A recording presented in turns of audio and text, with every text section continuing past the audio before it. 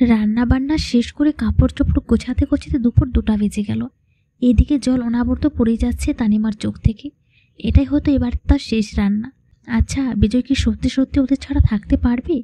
2 দিন পর ঠিকই আবার ফেরত আনতে চাইবে, কিন্তু যদি এমন না যায় তাহলে? এসব কথায় ঘুরপাক খাচ্ছে তানিমার মাথায়। যাই হোক, নিজের মেয়েকে একা ছাড়তে পারবে না সে কখনো। 12টা 30 মিনিটে গাড়ি চলে আসলো। সকালে তানিমা যখন তার সিদ্ধান্ত জানিয়েছিল, তারপর থেকে বিজয় আর কোনো কথা বলেনি তানিমার সাথে।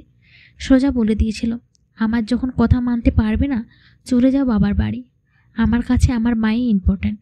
সকাল থেকে শাশুড়ির মনও বেশ ভালো বোঝা যাচ্ছে। যাক, অবশেষে ওনার ইচ্ছে পূরণ হয়েছে, আর কেউ ওনাকে চালাবে না।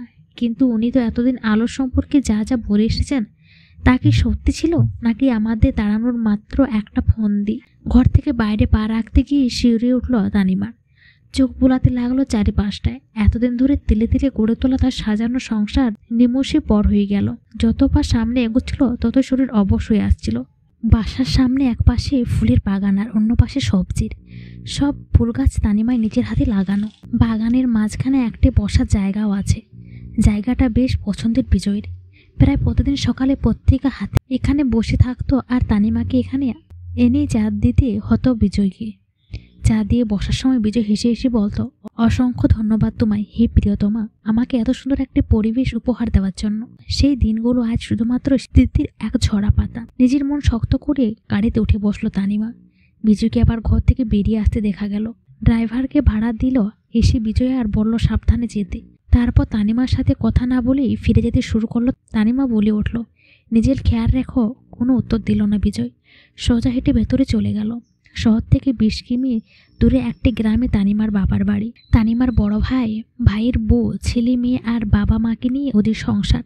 একসময় তানিমার বাবা বেশ ভালো অবস্থা ছিল। ছেলে মেয়েকে শহরে রেখে পড়াশোনা করিয়েছেন। তানিমার একটি বেসরকারি অফিস চাকরিও ছিল বিয়ের আগে, কিন্তু বিজয় চায়নি তানিমা চাকরি করুক, তাই সে ছেড়ে দিয়েছিল। কিন্তু তানিমার ভাই তেমন কিছু জোটাতে পারেনি। তারপর বিদেশে যাবে বলে বাবার কাছ থেকে মোটা অঙ্কের টাকা এনে দালালের হাতে ধরা খেয়ে সব হারালো। সেই ক্ষতিপূরণটা ভালোভাবে কাটিয়ে উঠতে পারেনি তানিমার পরিবার। তাও তাদের পুরনো ব্যবসা দিয়ে মোটামুটি চলে যায় ভালোই। তানিমার এইভাবে হঠাৎ মেয়েকে নিয়ে ওদের পরিবারের উপস্থিতির পর কি হবে, ওরা তানিমাকে কিভাবে গ্রহণ করবে তা বুঝতে পারছে না তানিমা। এই নিয়ে ভীষণ চিন্তা হচ্ছে তার। কিন্তু মনে এই বিশ্বাসও আছে যে বিজয় 2 দিন পর ঠিক ফিরিয়ে নিতে আসবে। 2 ঘন্টা জার্নির পর গন্তব্য পৌঁছিল তানিমা ও তার মেয়ে। তানিমার এমন হঠাৎ উপস্থিতি বেশ অবাক হলেন বাড়ির সবাই। তানিমাদের বড় বাড়ি, সবার গাড়ির কাছে এসে ভিড় জমালো। সবাই বাচ্চা দেখতে চাইছে, কিন্তু তানিমা চাইছে না এক্ষুনি সবাই আলোকে দেখুক, দেখেই তো নানান কথা শুরু করে দেবে। তানিমা অস্তিত্বে পড়েছে সেটা ওর বাবা বুঝতে পেরে সবাইকে উদ্দেশ্য করে বলেন, কি শুরু করলে তোমরা সবাই? মেয়েটা এত দূর থেকে এসেছি, আগে ঘরে যেতে দাও। আমার নাতনির মুখ রাস্তায় দেখবে নাকি? আগে মিষ্টিমুখ করাবো, তারপরে দেখাবো। দেখি সরো তো সবাই। কথা বলতে সবাই সরে গেল। তানিমা আলোকে শাড়ির আঁচল দিয়ে ভালোভাবে ঢেকে গাড়ি থেকে নেমে ঘরে ঢুকলো। ঘরে ঢুকতে তানিমার মা আলোকে টেনে নিয়ে নিজের কাছে নিতে নিতে বলেন, দেখি তো আমার সোনাটা কেমন দেখতে হয়েছে। যেতেও পারি না ওকে হাসপাতালে দেখতে। আর তুই তো যে কি হাসপাতালে যেতে না করলি, এখন আবার হুট করে কাউকে না জানিয়ে এখানে চলে এলি। মা আস্তে আস্তে সব বলবো, আলোকে দাও, পরে দেখবে। তানিমার মা কথা না শুনে আলোর মুখ থেকে টয়ালটা সরাতে চমকে উঠে বলেন, এ কি রে তানিমা, এ কার বাচ্চা? আমার মা। কি বলছিস এসব তুই? এত কালো মেয়ে তোর কি করে হতে পারে? ওর দিকে তো তাকানোই যাচ্ছে না, হিসে হলে তাকিও না। কি সর্বনাশ হয়ে গেল গো। বলেই তানিমার মা কান্নাকাটি শুরু করে দিলেন। সাথে সাথে সবাই ছুটে এলেন ঘরে। বাচ্চাকে দেখে নানা ধরনের কথা বলতে শুরু করলো। তানিমার বাবা ভিড় ঠেলে ভেতরে গিয়ে বাচ্চাকে দেখে উনি চমকে গেলেন। তারপরে এই অবস্থা সামাল দেবার জন্য সবাইকে ঘর থেকে বের করে দিয়ে দরজা আটকে দিয়ে তানিমাকে জিজ্ঞেস করলেন, এসব কি মা? তানিমা সব কিছু কাঁদতে কাঁদতে তার বাবাকে খুলে বলল। সব কিছু শুনে তানিমার বাবা মেয়েকে সান্ত্বনা দিয়ে বলেন, চিন্তা করিস না মা, উপর আল্লাহর ইচ্ছে, উনি যা করেন ভালোর জন্যই করেন। ধৈর্য রাখ, সব কিছু ঠিক হয়ে যাবে। আমি নিজেকে জামাই ও বেহানকে বোঝানোর চেষ্টা করবো এই বিষয়ে।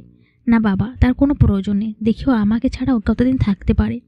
আমার বিশ্বাস ও ঠিক 2 দিন পরে আমাকে নিতে আসবে। ওইরকম হলে তো ভালোই। আচ্ছা, চিন্তা করিস না, তোর বাপ যতদিন আছে তোর কোনো সমস্যা হতে দিবে না। তোর মেয়েকে কেউ কিছু বলার সাহস করবে না। ষষ্ঠার সকল সৃষ্টি সুন্দর।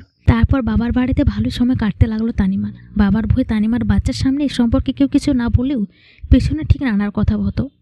অনেক সময় তানিমা এসব শুনেও না শোনার ভান করে যেত।